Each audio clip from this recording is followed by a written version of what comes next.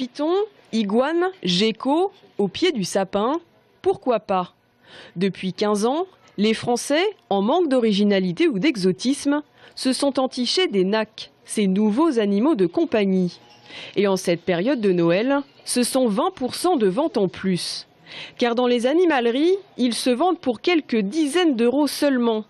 Comptez par exemple 60 € pour ce petit serpent élaphe, 90 € pour ce caméléon. En revanche, pour ce python, il faudra débourser près de 600 €.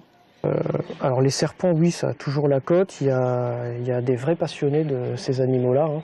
En général, quand on commence à en acheter un, on achète vite un deuxième, puis un troisième, et puis des fois beaucoup plus. On se doit de conseiller les gens et de dire attention, voilà, quand on sait qu'un animal va grandir, il faut bien que les clients soient prévenus.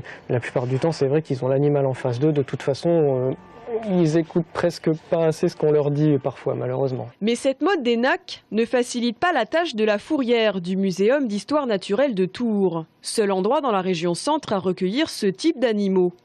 Depuis le début de l'année, une cinquantaine de serpents, tortues et autres lézards ont été saisis en Touraine. Car une fois l'intérêt retombé, ou quand l'animal devient plus imposant à l'âge adulte, certains sont abandonnés par leurs propriétaires ou remis à la justice, faute d'autorisation ou de certificats en règle. Ça, c'est le cas typique. Donc là, on est sur un serpent des blés américain, donc un serpent extrêmement vendu en animalerie. C'est vraiment le numéro 1 des serpents vendus. C'est pour vraiment tous les débutants. Et donc, c'est un serpent là qui a été retrouvé. Une dame allait chez elle prendre donc sa douche le matin.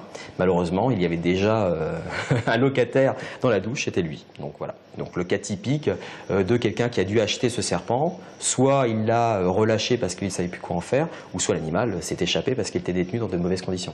Au total, la fourrière du muséum compte 240 pensionnaires de ce type, dont 160 serpents.